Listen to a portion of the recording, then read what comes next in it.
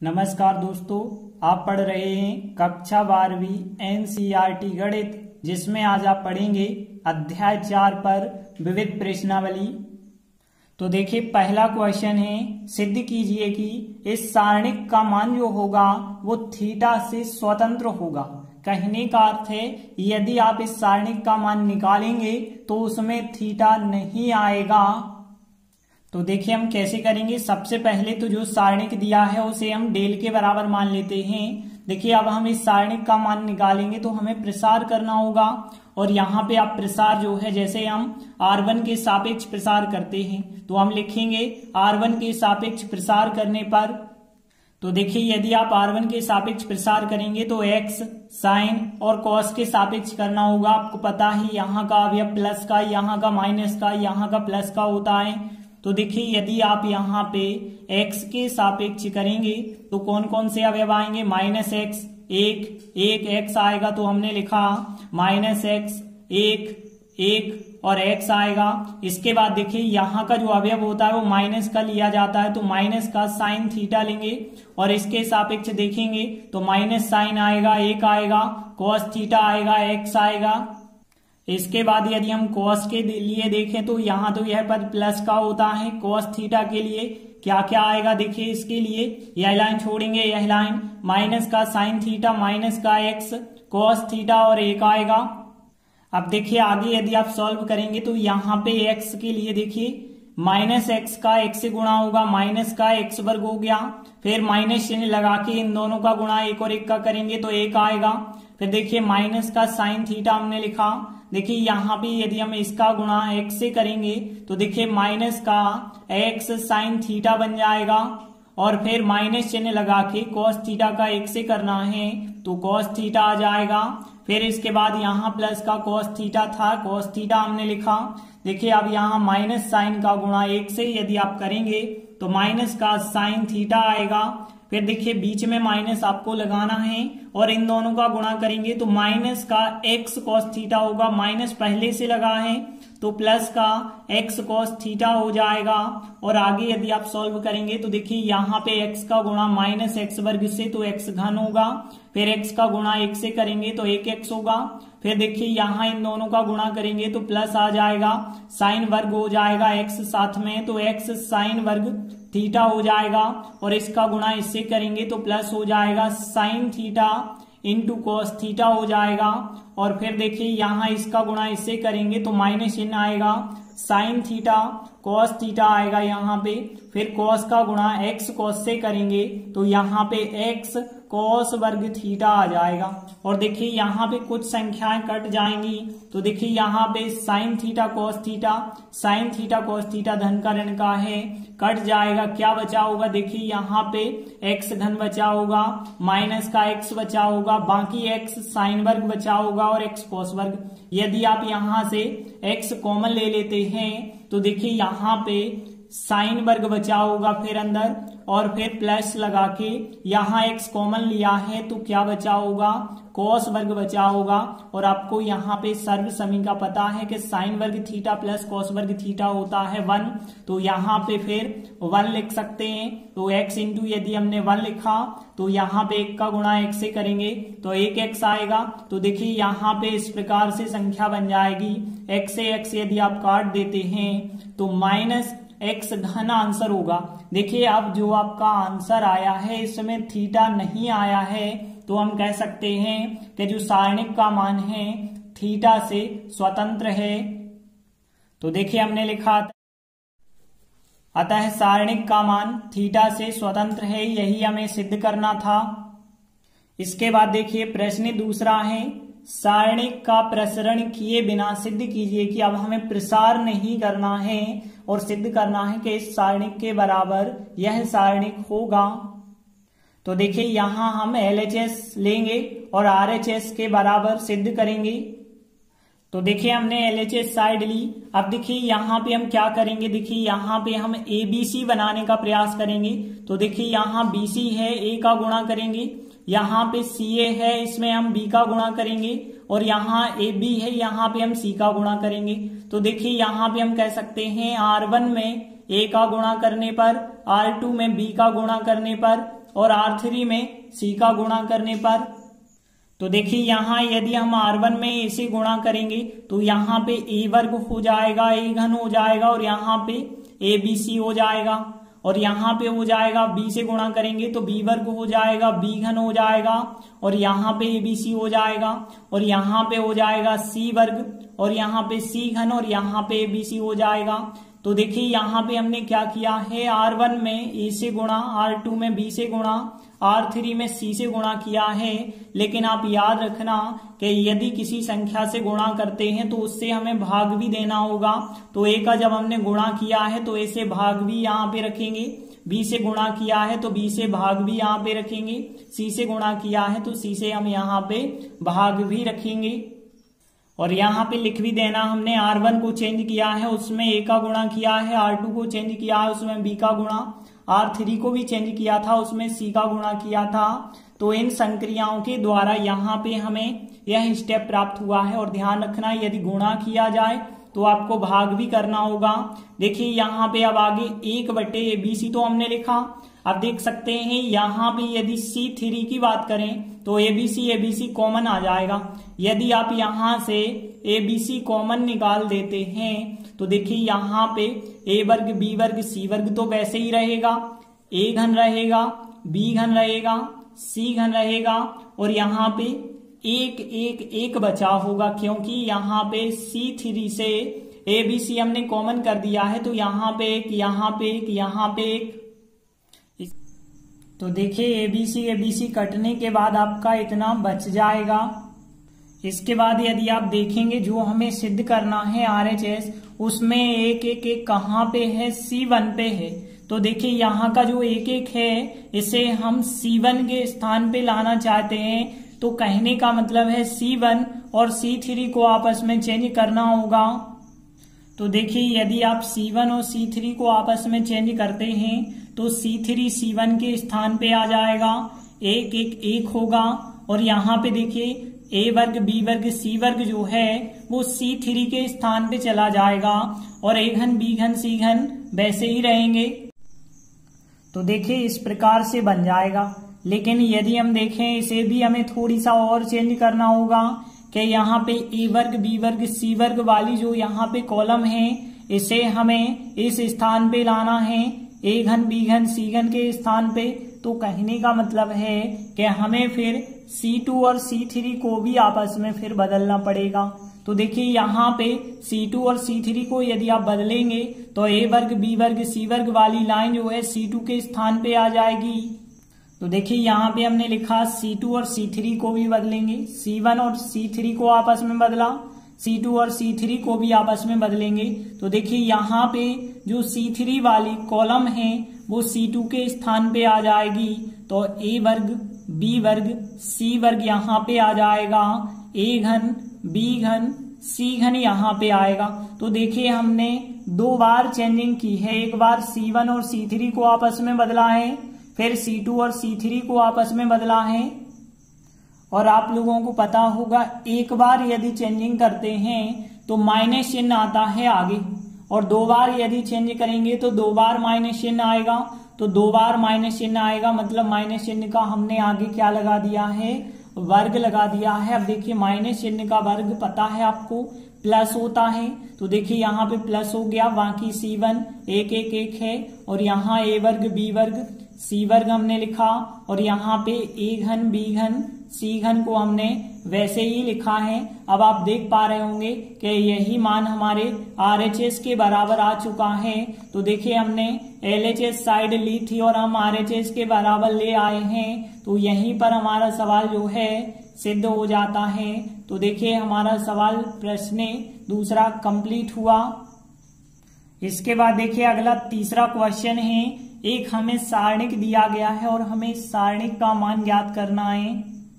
तो देखिए सबसे पहले हमने इस सारणिक को डेल के बराबर माना। अब देखिए सारणिक का मान ज्ञात करना है तो आप प्रसार करके मान ज्ञात कर सकते हैं आसानी से। तो देखिए हम प्रसार करेंगे तो देखिए यहाँ पे एक 0 आपको मिल रहा है। तो देखिए यहाँ पे आप इस C3 के सापेक्ष प्रसार कर सकते हैं, R2 के सापेक्ष भी आप कर सकते हैं। तो देखिए आसानी हमें C3 में लग रही है, तो C3 के सापेक्ष हम प्रसार करेंगे। तो देखिए आप लोगों को पता होगा यह अवयव प्लस का होता है, यह माइनस का होता है, यह प्लस का होता है। तो देखिए यदि आप माइनस साइन अल्फा के सापेक्ष करेंगे तो देखिए इसके सापेक्ष ए लाइन छोड़नी होगी, ए लाइन छोड़नी होगी, minus sign beta cos beta sine alpha cos beta sine alpha sign beta बचा होगा। फिर आप इस जीरो के सापेक्ष, यहाँ का अवयव माइनस का होता है, तो देखिए यदि आप जीरो के सापेक्ष करते हैं तो पूरा आंसर जीरो बन जाता है। जीरो के सापेक्ष हमें सारणिक लिखने की आवश्यकता नहीं है। फिर कॉस अल्फा के सापेक्ष यदि आप करेंगे तो देखिए कॉस अल्फा के सापेक्ष क्या आएगा, यहाँ पे इस कॉस अल्फा के सापेक्ष ए लाइन छोड़ेंगे, ए लाइन, यहाँ पे cos alpha cos alpha sign beta minus sign beta cos beta यहाँ पे बचा होगा। तो इस प्रकार से हमने लिखा। इसके बाद देखिए माइनस का साइन अल्फा लिखा, इसका गुणा इसके साथ करना है, तो देखिए साइन बीटा का साइन बीटा के साथ होगा, साइन वर्ग बीटा होगा, साइन अल्फा इंटू में वैसे ही लिखना। इन दोनों का गुणा करेंगे, बीच में माइनस चिन्ह लगाएंगे, तो इन दोनों का गुणा किया तो यहाँ साइन अल्फा कॉस वर्ग बीटा हो जाएगा। जीरो लिखने की तो आवश्यकता है नहीं। फिर हमने कॉस अल्फा लिखा। देखिए अब इन दोनों का यदि आप गुणा करेंगे तो कॉस अल्फा कॉस बीटा का, कॉस बीटा से एक आप कर रहे हैं तो कॉस वर्ग बीटा हो जाएगा यहाँ पे, तो कॉस वर्ग बीटा लिखा इंटू कॉस अल्फा रहेगा। इसका गुणा इसके साथ करेंगे, माइनस आएगा, एक माइनस बीच में लगाना है तो प्लस बन जाएगा, और यहाँ पे साइन वर्ग बीटा होगा, कॉस अल्फा साथ में ही लिखना है। अब देखिए यहाँ माइनस साइन अल्फा और माइनस साइन अल्फा यहाँ पे कॉमन निकल जाएगा, कॉस अल्फा यहाँ कॉमन निकल जाएगा। तो देखिए यहाँ पे क्या बचा होगा, माइनस साइन अल्फा कॉमन लेंगे तो साइन वर्ग बीटा प्लस चिन्ह बच जाएगा, क्योंकि माइनस कॉमन हो गया है, कॉस वर्ग बीटा बचा होगा। यहाँ कॉस अल्फा पहले से है, कॉस अल्फा और कॉमन आएगा, कॉस वर्ग बीटा प्लस साइन वर्ग बीटा बचा होगा। और आप लोगों को पता है साइन वर्ग थीटा प्लस कॉस वर्ग थीटा का मान 1 होता है। यहाँ भी साइन वर्ग बीटा कॉस वर्ग बीटा का मान 1 हो जाएगा। तो देखिए यहाँ पे हमने लिखा चूंकि साइन वर्ग थीटा कॉस वर्ग थीटा का मान 1 होता है, तो देखिए यहाँ भी मान 1 हो गया, यहाँ भी मान 1 हो जाएगा। कॉस और कॉस का कॉस वर्ग हो जाएगा, माइनस साइन और माइनस साइन का साइन वर्ग प्लस का होगा। देखिए एक के साथ गुणा करेंगे तो यहाँ साइन वर्ग अल्फा, एक के साथ गुणा करेंगे तो कॉस वर्ग अल्फा आएगा, और यहाँ भी फार्मूला यही बन चुका है कि साइन वर्ग थीटा प्लस कॉस वर्ग थीटा। तो यहाँ पे आंसर फिर कितना हो जाएगा, 1, और हमें इतना ही करना था, सारणिक का मान ज्ञात करना था। तो सारणिक का मान कितना आ चुका है, 1। तो इस प्रकार से तीसरा प्रश्न भी कंप्लीट हुआ। इसके बाद देखते हैं चौथा प्रश्न है, यदि ए बी और सी वास्तविक संख्याएं हों और सारणिक डेल बराबर सारणिक का मान 0 है, जो आपको पहले से बता दिया गया है, जो सारणिक है इसका मान 0 है, ध्यान रखेंगे। अब हमें दर्शाना है कि a प्लस बी प्लस सी का मान 0 होता है या फिर a बराबर b बराबर c होता है। तो देखिए यहाँ पे हमें इस सारणिक का मान जो 0 दिया गया था, पहले हम इस सारणिक का मान निकालते हैं कि आता क्या है, फिर जो भी मान आता होगा उसे हम 0 के बराबर रख के हल कर देंगे। तो देखिए यहाँ दिया गया है, हमें एक सारणिक दिया गया है। अब देखिए यहाँ पे कुछ हम संक्रियाएं लगाएंगे, क्योंकि हमें a प्लस बी प्लस सी चाहिए। तो यदि आप देखें C1, C2 और C3, यदि आप C1, C2 और C3 को आपस में जोड़ेंगे तो देखिए यहाँ पे B 2 बार हो जाएगा, C 2 बार हो जाएगा, A 2 बार हो जाएगा, मतलब 2 कॉमन कर दें आप तो A प्लस बी प्लस सी बन जाएगा। यहाँ भी देखेंगे तो C 2 बार होगा, A 2 बार होगा, B 2 बार होगा, तो यहाँ भी 2 बार A बन जाएगा, 2 बार B बन जाएगा, 2 बार C, और 2 कॉमन कर दें तो A प्लस बी प्लस सी, और यहाँ पे भी वैसा ही बनेगा। तो देखिए यहाँ हम संक्रिया लगा रहे हैं, C1 को चेंज करेंगे, C1, C2 और C3 तीनों को जोड़ेंगे तो क्या आएगा। देखिए यहाँ C1 को चेंज कर रहे हैं, इन तीनों का योगफल होगा। तो देखिए यहाँ पे हमने आपको बताया कि इन तीनों का योगफल होगा तो 2 बार A, 2 bar B, 2 bar C बनेगा। 2 आप कॉमन कर सकते हैं तो A प्लस बी प्लस सी, यहाँ भी वही बनेगा, 2 बार A, 2 bar B, 2 bar C, 2 common कर देना, यहाँ भी बिल्कुल वही बनेगा। अब आप देख पा रहे होंगे कि C1 से यह संख्या कॉमन निकाली जा सकती है, 2A प्लस बी प्लस सी संख्या कॉमन आ जाएगी।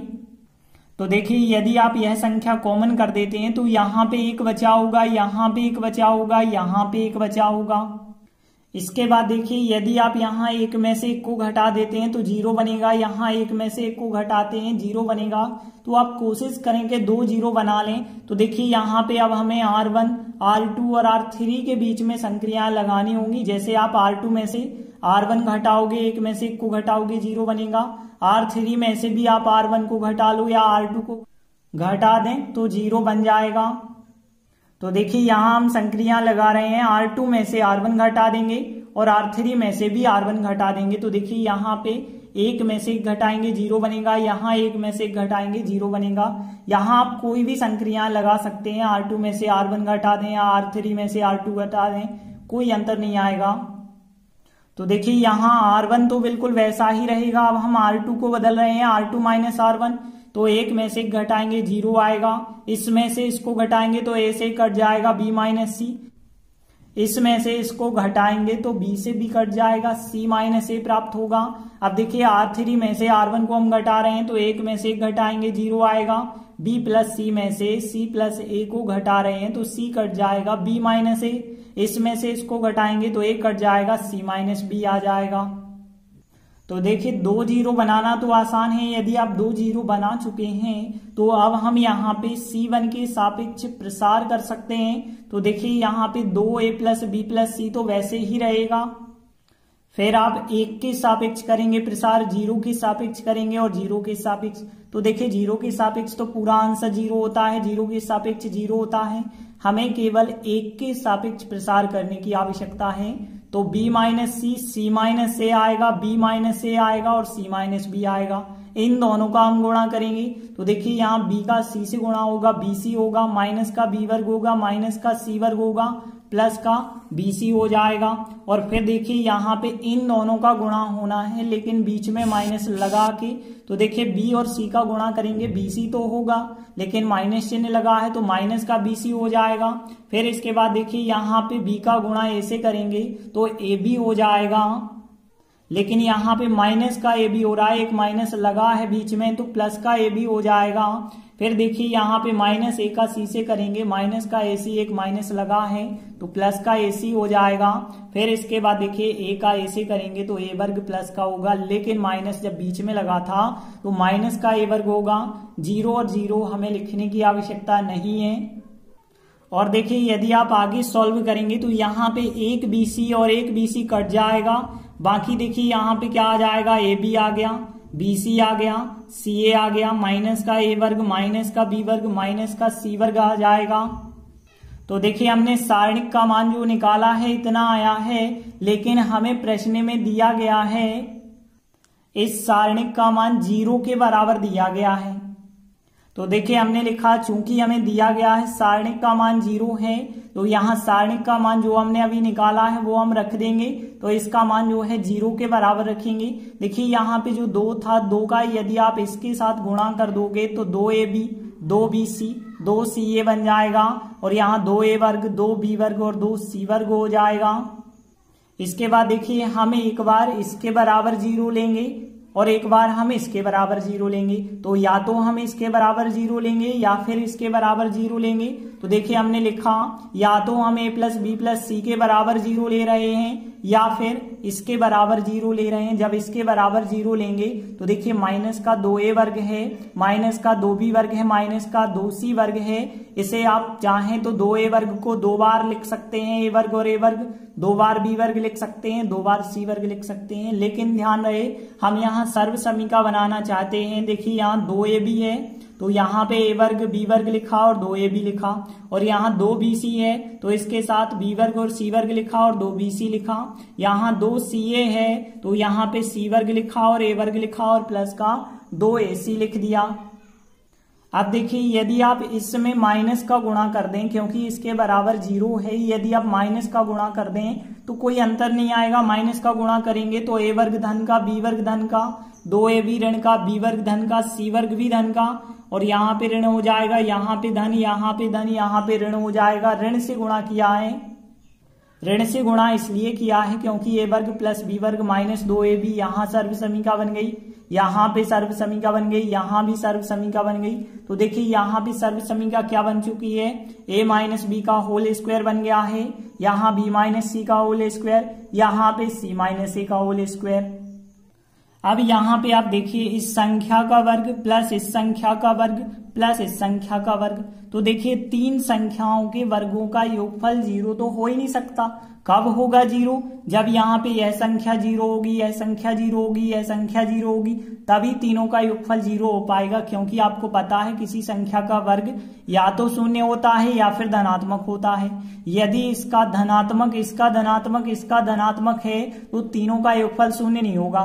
तो यहाँ तो देखिए हमें a माइनस बी का होल स्क्वायर बराबर भी 0 लेना पड़ेगा, इसका मान भी 0 लेना पड़ेगा, इसका मान भी हमें 0 लेना पड़ेगा। तो देखिए a माइनस बी का होल स्क्वायर बराबर 0, b माइनस सी का होल स्क्वायर बराबर 0, c माइनस ए का होल स्क्वायर बराबर 0। देखिए यहाँ से यदि वर्ग आप हटा देते हैं तो इस तरफ वर्गमूल आएगा, तो 0 का वर्गमूल तो 0 होगा। मतलब यहाँ पे आप यदि चाहें तो वर्ग हटा सकते हैं, तो यहाँ पे भी वर्ग हटा दिया, यहाँ पे भी हटा दिया। देखिए a माइनस बी बराबर 0 का मतलब है माइनस बी का उस तरफ पक्षांतर करेंगे तो a बराबर b आ जाएगा, यहाँ b बराबर c, यहाँ पे c बराबर a। अब देखिए ए बी बराबर बी सी बराबर और c और a बराबर, तो कहने का मतलब है तीनों आपस में बराबर हो गए। इस वजह से हम लिख सकते हैं a बराबर b बराबर c हो जाएगा। और हमें यही सिद्ध करना था कि a प्लस बी प्लस सी का मान 0 है या फिर a बराबर b बराबर c है। तो हमारा सवाल जो है इस प्रकार से सिद्ध हो जाता है। तो देखिए इस प्रकार से चौथा प्रश्न भी कंप्लीट हुआ। तो हमने 4 महत्वपूर्ण प्रश्न किए। आगे के वीडियो में आगे के प्रश्न करेंगे। तब तक के लिए धन्यवाद।